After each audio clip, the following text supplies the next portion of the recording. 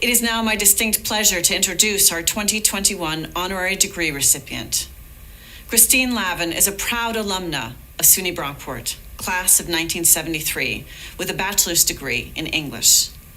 A folk singer and more, she has released dozens of albums and has toured the world. It is impossible to capture fully the scope of Ms. Lavin's career. One of her food-related musical compilations included a 96-page cookbook that she edited. Her song, Amoeba Hop, was turned into a science music book by illustrator Betsy Francofini and received the Best Book Award from the American Association for the Advancement of Science. Ms. Lavin is an engaged alumna and has returned to campus several times over the years to perform and speak with students. SUNY Brockport promises to engage our students each day in cultivating their capacity for intellectual, physical, and creative accomplishment. Ms. Lavin is an exemplar of such accomplishments. I am honored to read the official honorary degree citation. Christine Lavin, you are a folk singer, songwriter, guitarist, recording artist who has performed across the United States and around the world. You have recorded 25 solo albums and 10 compilations and were inducted in the Rochester Music Hall of Fame in 2019. You have received a New York City Nightlife Award given annually to the best concert and cabaret performers. Your book, Cold Pizza for Breakfast, a memoir, received the ASCAP Dean's Taylor Award for Excellence in Nonfiction Writing about pop music. In addition, you have won 5 ASCAP Composer Awards. You spent 4 years as an XM radio host and have been a freelance writer for such publications as The Washington Post, Huffington Post, and the St. Petersburg Times. Through your dedication to the fields of music, performance, and storytelling, you have advanced the arts in the United States and around the world. It is now my pleasure to present Ms. Christine Lavin with the honorary degree of Doctor of Fine Arts from the State University of New York. Hi SUNY Brockport, it's Christine Lavin here. Who knew that so many years after I graduated from your school that I could get an honorary doctorate in the fine arts?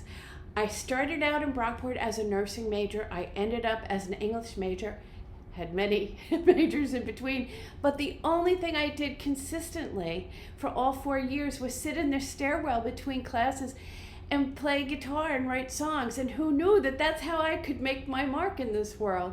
So I'm so thrilled. I want to thank everyone at Brockport, and I want to thank President McPherson for honoring me this way. And I have to tell you, I loved being at Brockport so much. One of the things that I did, I ushered at the Fine Arts Theater for so many different performances, and we had an entire week of the acting company. It was the first year of their existence. John Houseman's acting company, Patti LuPone, Kevin Kline, David Ogden Stiers, fresh out of acting school, saw them in 7 different performances, ushered for all of them. And it was such a great learning experience.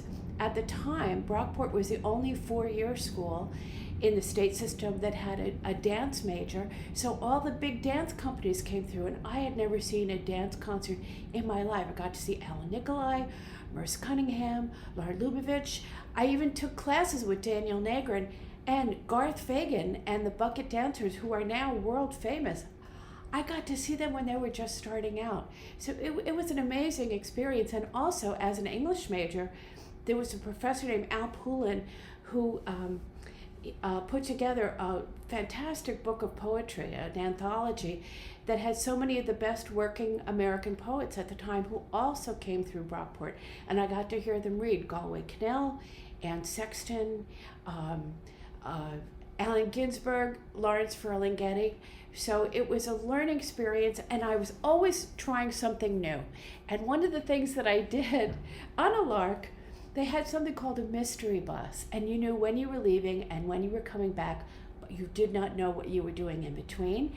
And what we did in between, we went to a Chinese restaurant in Rochester, and then we also went to the Rochester War Memorial to see Bette Midler and the Harlettes. And her musical director pianist at the time was an unknown named Barry Manilow, and we got to see them. So it was just a learning experience on every level for me, and I just loved it.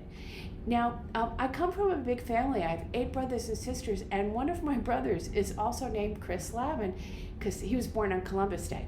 And I was born near Christmas. So we both went by Chris Lavin. So you can imagine when the phone rang in our house, it was, oh, by the way, can you hear that? That's the Manhattan Bridge next to me, and that's the subway going across. I'm sorry about that. I asked them to stop, but they just wouldn't. So anyway, my brother Christopher, by unbelievable coincidence, he's 6 years younger than me, just a week ago got an honorary doctorate from his alma mater, Hobart William Smith Colleges in Geneva, New York. And what are the odds that 2 Chris Lavins from the same family would both get honorary doctorates a week apart? And I used to call myself the other Chris Lavin. But now I guess I can call myself the other Dr. Chris Lavin.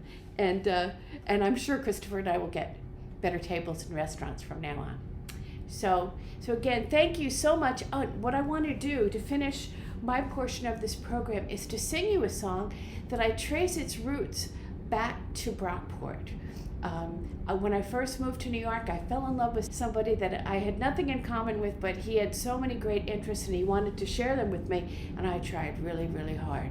And it didn't quite work out, but I did get a song out of it. And it's been sung by high school students, it's been sung by Broadway stars, even by the 275 voice Washington, D.C. Gay Men's Chorus, which was a thrill for me and for the man I wrote it about too. He loved it. So for all you graduating students, there's a big world out there. There's a lot of things you're going to want to try, and I say do it, and maybe you'll get a song out of it too.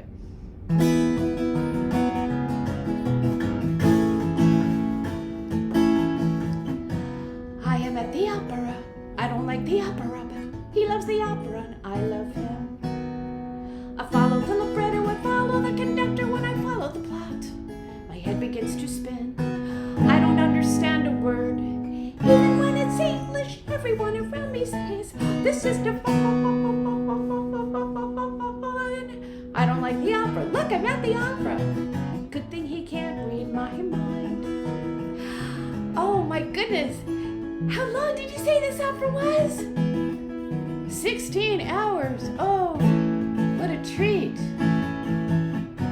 Look at me, I'm skiing when I do not like skiing, but he loves skiing and I love him.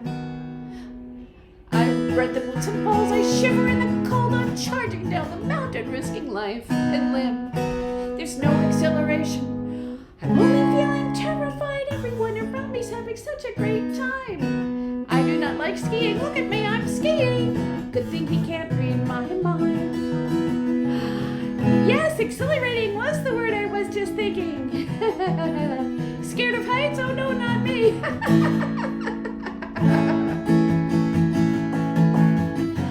I am not complaining. I'm just making observations. Expanding your horizons is a sign of sophistication. Now I tolerate cigars, cause he's a smoker. And playing chess, though I confess sometimes I long for poker.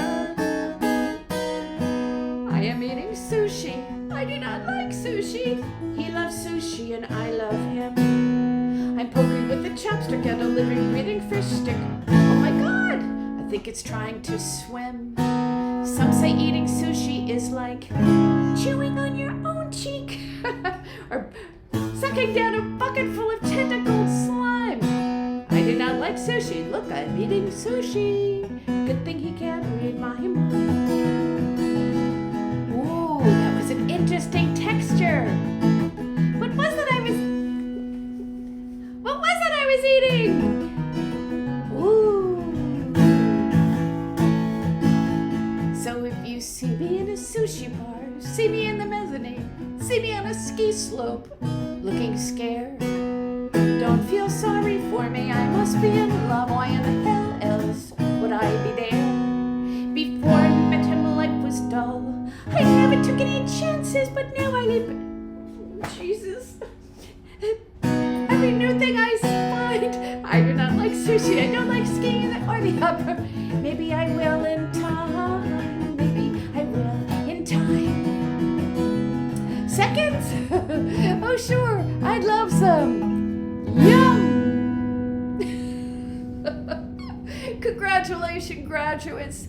Thank you, State University of New York at Brockport, and thank you, President McPherson. Happy graduation, everybody.